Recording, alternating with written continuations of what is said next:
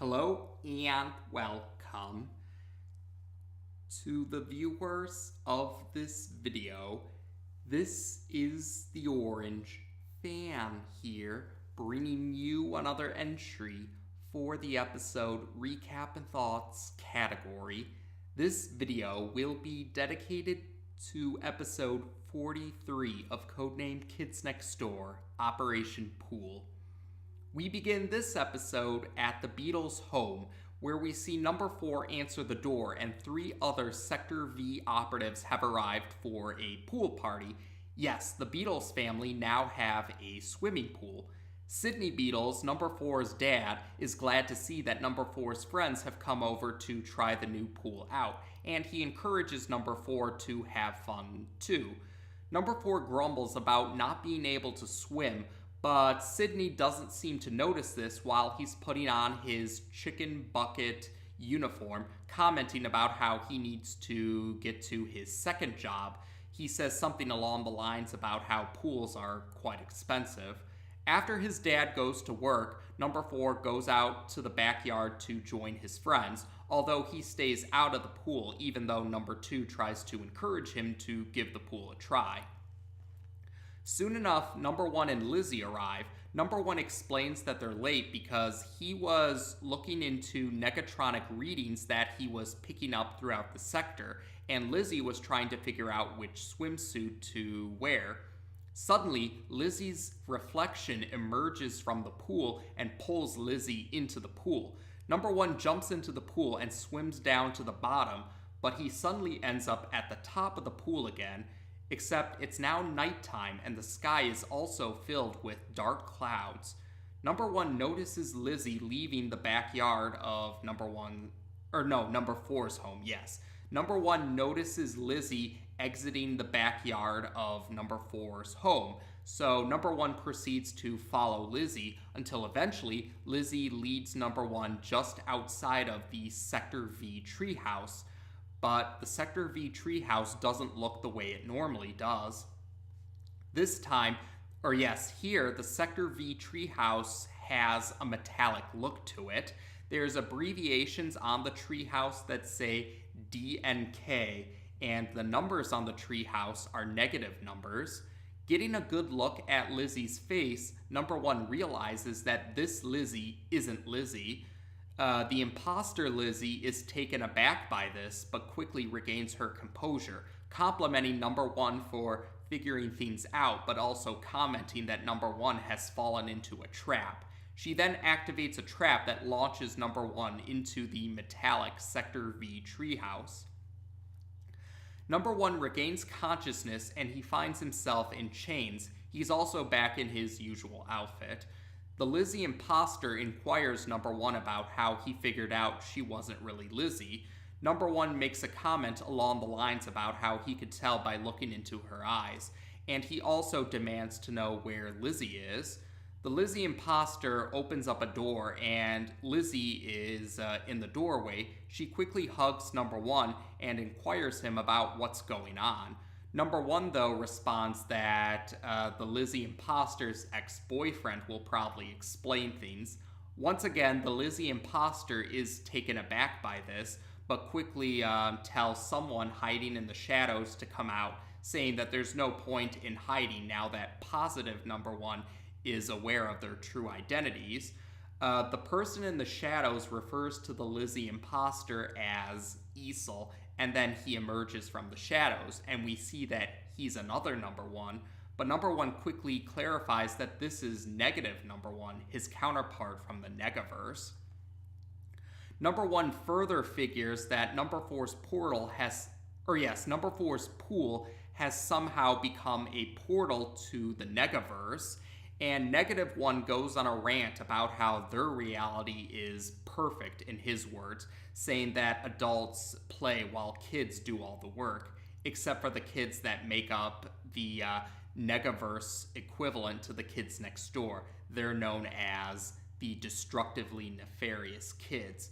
Despite his confidence in his rant, negative 1 is shown to be easily flustered when number 1 insults him and mocks him, such as how negative 1 isn't a leader. Easel then decides to take care of number one and Lizzie. She pulls out a device which apparently can cause lobotomies based on the brief description of the device. But before Easel can do anything else, the Negaverse counterparts of the delightful children from down the lane arrive. According to -1 and Easel, the delightful children's counterparts are the little traitor dudes for children's defense. They walk and talk in unison like the delightful children, but they have a surfer appearance to them, and they also talk with surfer lingo. For example, they like to say dude and dudette a lot. So the little traitor dudes help number one and Lizzie out. Number one and Lizzie hug each other briefly, and then Lizzie manages to hit -1 with a... Yeah, she manages to hit -1 and knock one of -1's teeth out. And then number one and Lizzie join the little traitor dudes in escaping. Easel actually seems to... Easel comments about how her positive counterpart and positive number one hugged each other, and she seems to rather like it, but then she quickly becomes irritated when she sees -1 rant about how he lost one of his teeth, or one of his teeth was knocked out. And she comments that they need to figure things out before the Supreme Leader finds out. And then suddenly a TV screen turns on, and the Supreme Leader of the Destructively Nefarious Kids is on the screen. However, at this point in time, we, the viewers, don't get a clear look at the Supreme Leader's face. All we see is a close-up of his goatee, and his voice has been changed. His voice is being put through a modifier to make his voice sound deeper. The Supreme Leader of the Destructively Nefarious Kids is not happy when he hears that positive number one and Lizzie have escaped. But Easel and -1 try to assure him that they'll recapture them. And the Supreme Leader makes a comment about how Easel will be sent to the broccoli mines for making another mistake. Easel comments that isn't fair because -1 messed up just like she did. But the Supreme Leader simply comments he's aware of the unfairness and chuckles a little before he orders them to recapture their positive counterparts because they need to be on schedule for their current plan. In the streets, the little traitor dudes are leading number one and Lizzie somewhere. Number one and Lizzie notice, while they're in the streets, number one and Lizzie notice what -1 said earlier. They see adults lounging around or playing around while kids are doing all the work. The kids also think number one and Lizzie are their negative counterparts. Eventually, the little traitor dudes lead number one and Lizzie to their mansion, which is really a trailer, and they call out to Daddy that they're home. At first, we see what looks like Father, but when he steps out of the shadows, we see that his appearance actually resembles Mr. Wigglestein from Operation Archive. Although, in his case, he has brown hair, his outfit has a pink and cyan color scheme, and he's voiced by Jeff Bennett. We also see that Daddy is much kinder compared to Father. He's glad to see that the little traitor dudes are safe and sound, and he's quite happy when the little traitor dudes tell him that number one and Lizzie are from the other side, in their words. Daddy is glad to hear that there is a reality where kids are free. Number one clarifies that in their reality, kids are at least more free than they are here, and he inquires Daddy about what's going on. Daddy goes into greater detail about what -1 explained earlier and what number one and Lizzie saw out on the streets, about how adults play and kids work in this reality because the destructively nefarious kids hate other kids. And he does explain how the little traitor dudes try to fight the destructively nefarious kids, but the effort has been quite the uphill battle, to say the least. Number one thinks that they should try and help the little traitor dudes and Daddy out, but the little traitor dudes say that there isn't much time. Number one and Lizzie need to return to their own reality because the destructively nefarious kids, or yes, they say it's bad news that the Destructively Nefarious Kids have figured out a way to enter their reality, the positive verse, by using number four's pool as a portal. Suddenly, though, many Destructively Nefarious Kids operatives invade the trailer, and they're starting to attack. We also see that Daddy is very fearful compared to Father. He encourages all the kids inside to hide, and he goes to hide himself.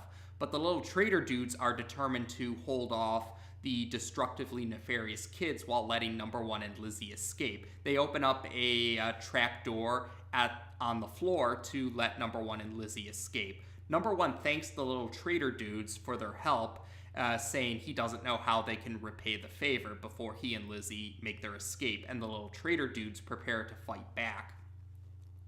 The trapdoor leads Number One and Lizzie through the sewers, and they come out of a sewer grate out on the street, and they're trying to head back for Negative Four's house. Negative Number Four's house to return to the pool. But before they can get there, they're stopped by Negative 86. But they're able to trick Negative 86 by pretending they're their negative counterparts. So yeah, Number One and Lizzie pretend to be Negative One and Esol, and they do manage to trick Negative 86, who lets them go. So Number One and Lizzie do make it to Negative Four's house, and they're about to enter the pool, but they notice someone in the shadows. Back in the positive verse, Number One and Lizzie make it back into the pool in the positive verse, and Number Two, Number Three, Number Four, and Number Five inquire if they're all right. Number One assures them that they're fine, but when he smiles, we see that he's missing a tooth. Yes, Negative One and Esol have taken Number One and Lizzie's place.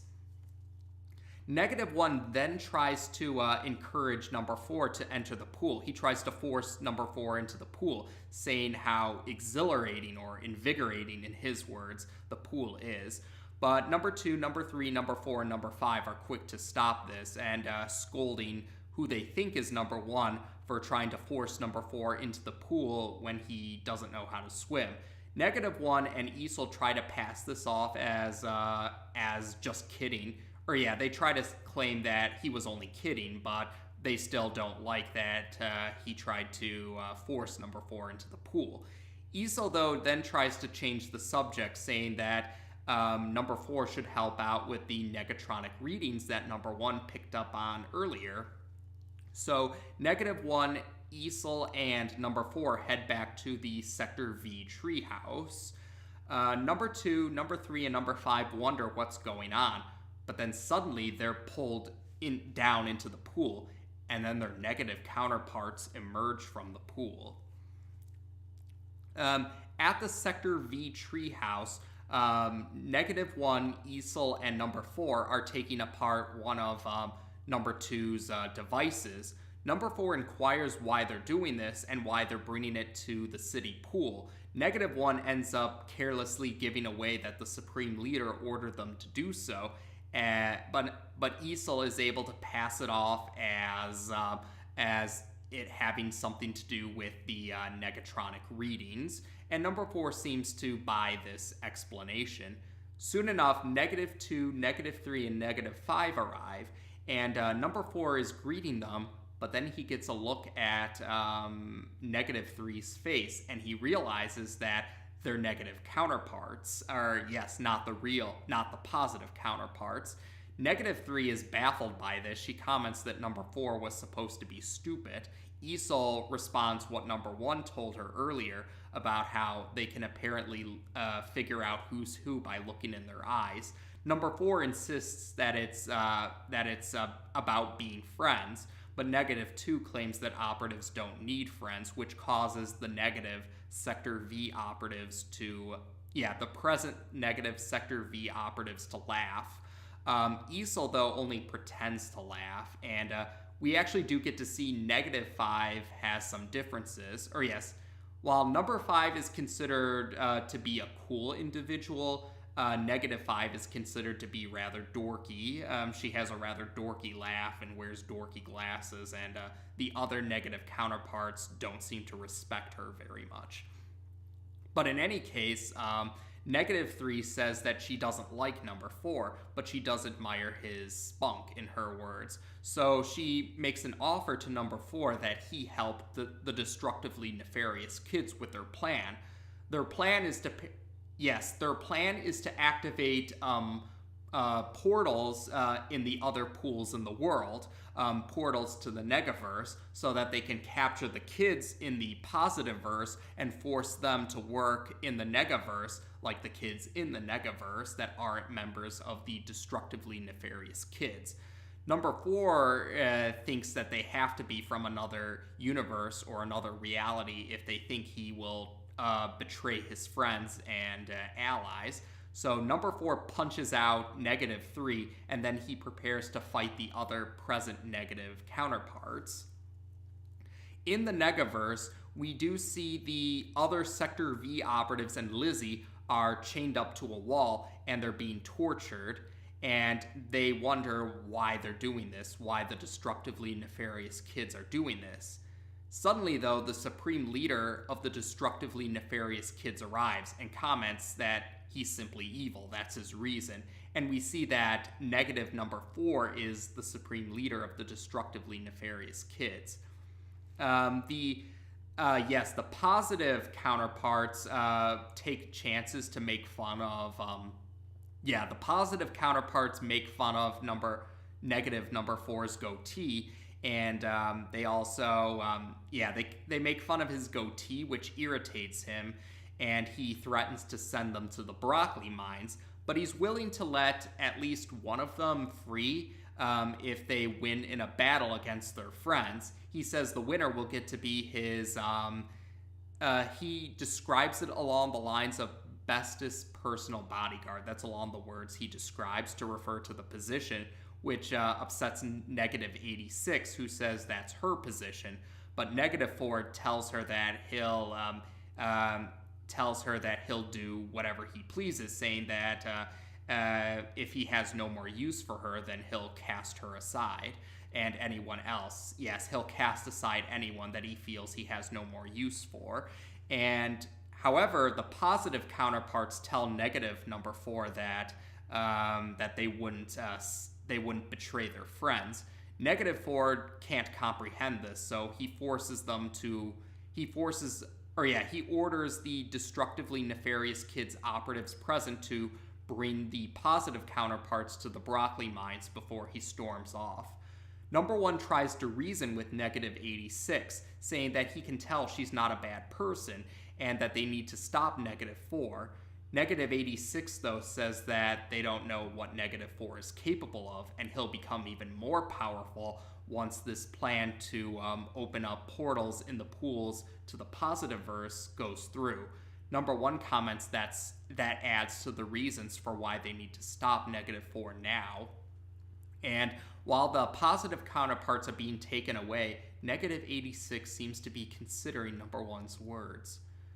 Meanwhile, -4 is at his house now, and we see many Destructively Nefarious Kids operatives are also present. They're waiting for the other negative Sector V operatives to return. But suddenly, yes, -1, -2, -3, and -5 do emerge from the pool, but they're beaten up and they're nearly unconscious. -4 is baffled by this and considers the possibility of what might be happening. Meanwhile, in the positive verse, we see number 4 preparing himself to enter the pool to reach the Negaverse. He's still fearful and nervous because of his inability to swim, but he braces himself and he enters the pool and emerges in the Negaverse. -4 is surprised to see his positive counterpart has arrived, but then he gloats that positive 4 must be stupid to come here, and saying how he, -4, is a genius. Positive 4, however, counters that -4 must be a coward then, if he is positive 4's counterpart. Yeah, number 4 says that he doesn't need anyone else to fight his battles for him, and he isn't afraid to take him on. -4 insists that he's not afraid, but he refuses to fight number 4 himself, instead ordering the Destructively Nefarious Kids operatives to fight for him. But then -86 arrives with the positive Sector V operatives, the other Sector V operatives, and Lizzie. They arrive with -86, who encourages the Destructively Nefarious Kids to stop, saying that they don't need to keep listening to -4, and she wants to pretend in a good way, like the way kids normally play pretend, not pretend that their actions aren't wrong when they really are wrong. -86 admits that she wants to pretend to be a princess. Number 2 makes a comment about how -86 very much is the opposite of positive 86. The other Destructively Nefarious Kids operatives then start to say how they want to pretend for play reasons, not for malicious reasons. And as they begin to change their ways or vow not to continue to listen to -4, the clouds, the dark clouds disappear, and the sky, the sun now rises. -4 is baffled that none of the other Destructively Nefarious Kids will listen to him, so he decides to enter the positive verse himself to take over. And the negative counterparts of the other Sector V operatives question why number 4 let his negative counterpart into the positive verse. Number 4 says something along the lines about how -4 won't like what he experiences. -4 emerges in the positive verse, but before he can exit the pool, Issel is there. She tells -4 to leave this reality, and she kicks him back into the pool and back into the Negaverse. So the now reformed Destructively Nefarious Kids capture -4, and they proceed to send him to the broccoli mines. -86 and Issel thank the positive characters, or the positive verse characters, saying that they've done enough for them already. It's up to them, the inhabitants of the Negaverse, to make things better for their reality. We also see that the reformed Destructively Nefarious Kids are now going to work with the little trader dudes and Daddy to help make things better for this reality. So the positive characters are proceeding to head back to the positive verse. Number 3 comments about how proud she is of number 4 for learning how to swim, and number 4 feels good about this. Number 1 then says goodbye to Issel, but he does comment about how her eyes now look beautiful compared to before. Issel is flattered by this, but Lizzie just glares at Issel while she and Lizzie and number 1 then head back into the positive verse. Once the positive characters return to the positive verse, the reformed Destructively Nefarious Kids pull the plug on the pool to empty the pool out. And in the positive verse, we see that number 4's pool is now filled with sand. So number 4 buries himself in the sand, and he sings his Buried in the Sand song from Operation Beach, while the other characters stick around for a while, but they eventually go home, and number 4 is still buried in the sand by the time it's nighttime, and that's how we end this episode. So there you go. This was the first full episode of Season 4 of Codename Kids Next Door, and it actually covers, the main premise of the story for this full episode is actually a classic trope, the evil twin trope. And in one of his blog posts, Tom Warburton did comment that he vowed that there would be certain tropes that he would never feature in Codename Kids Next Door, and the evil twin trope was one of them. However, for one reason or another, things changed, plans changed, and they did end up featuring the evil twin trope in this episode. And he does comment about how popular the evil twin episode ended up being. And this actually, I feel this is a great example of something that I've been saying for a while in a few previous videos, and a mindset that I've had for a while now. I have mentioned before that Cliche is a pet peeve word for mine. I feel like the word has pretty much just become a buzzword that gets tossed around just to dismiss tropes, story premises, or ideas based solely on the surface level of those story ideas, premises, tropes, what have you, rather than actually looking at if they're well executed or not. And this, again, has to do with the way I was taught in my creative writing classes. My teachers and professors in my creative writing classes always told my fellow classmates and myself not to really stress ourselves out about being original because there's really no such thing as an original idea anymore. Or there's a reason why sayings like the greatest stories have already been told, or everything under the sun has already been done. There's a reason why those sayings exist. And they did say, though, that the important thing is the execution, not how many times a trope or an idea or a premise has been told. And yes, I do agree with that. There are many tropes or story ideas or premises that are told many times, but some of them are still highly regarded because they're well executed. So, yes, you could say this is again another example of this. I felt the evil twin trope was well executed in this particular episode. And once again, this kind of reaffirms why I have the belief that tropes and premises and ideas for stories should be judged by their execution, not by how many times they've been told. And yes, like I said, I did like the idea of the Negaverse, and I did like how it was executed in this episode. And although we don't know and yes, it is very popular with fans. Tom Warburton wasn't kidding about that in his blog post. And yeah, I've noticed a share of fan works that actually are dedicated to exploring the Negaverse in greater detail. And we are at least given a few hints or tidbits here or there to kind of figure out some of the details of the Negaverse. For example, Lizzie's negative counterpart's name is Easel, Lizzie spelled backwards. So this more or less tells us the names of the negative counterparts. Yes, it's safe to say that the negative counterparts' names are their positive counterparts' names spelled backwards. So that helps to kind of flesh out the Negaverse a bit for fan works and for fans to figure things out.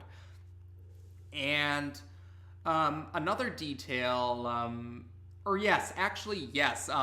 yes, the fan works about the Negaverse, they also take a chance to explore characters that we didn't get to see appear in the episode itself.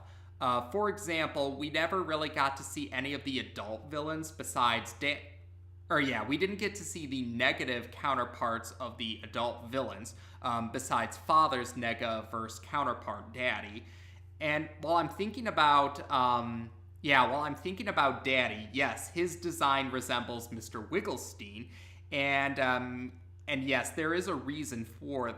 Or yes, this actually hints about something that happens in a later entry. We'll be sure to talk about that once we cover the recap and thoughts video for that particular entry. Because yes, Mr. Wigglestein in Operation Archive was implied to be Father, but I also did mention how a certain entry does contradict the events of Operation Archive.